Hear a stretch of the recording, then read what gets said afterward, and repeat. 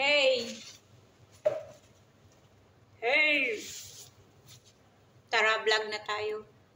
Wala masyadong vlog ngayon. Kasi, I'm not in the mood. Kasi may naramdaman ako eh. Alam niyo yung naramdaman ko. Ito, yung mukha ko, makati talaga siya. Ay!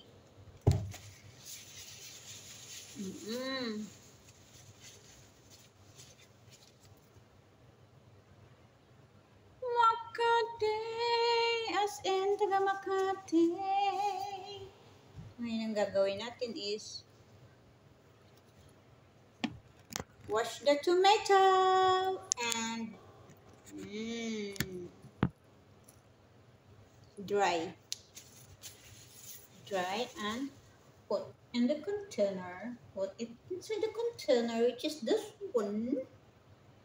Yan na naman tayo sa English natin eh.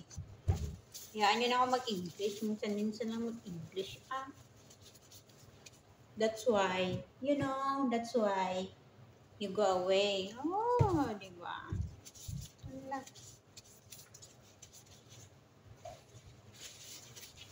Punas-punas.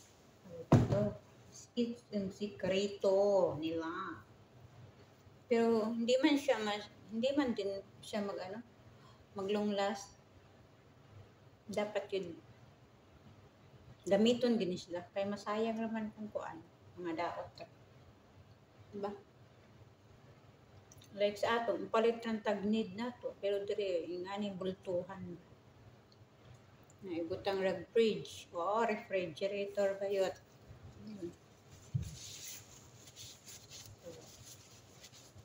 Yun nga. Ganito. Ang ginagawa namin sa mga vegetable dito. Wash and dry. Pero yung iba, i-wash lang pag yung need nila, yung kailangan nila ngayon, kunwari, magluto sila ngayon, doon pa nila i-wash. Pero nasa fridge na, nakatambak. Maganda rin yun. Pero mas, since dumating ako dito, ganito na yung natututunan ko.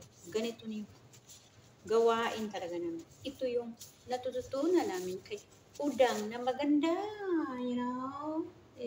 that's ito talaga yung nakain. Yung nakain ko. Pero pala, asa na ba yun? Ito pala ang kape ko. Cheers. Walang tasa dito nandun sa kusina.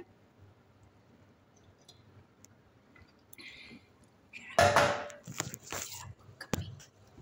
Pero hindi na ako nagsusugar. Coffee with milk lang. So, that's it for today, guys. Thank you sa mga nag-view sa akin, nag-follow sa akin. Thank you. Subscribe na rin sa YouTube ko. Thank you, guys.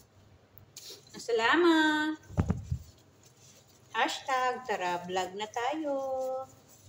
Sana nasa mabuti kayong mag-ingat po lagi. Shoutout sa family ko dyan sa Cebu at saka sa Butuan City. Yalla, bye-bye.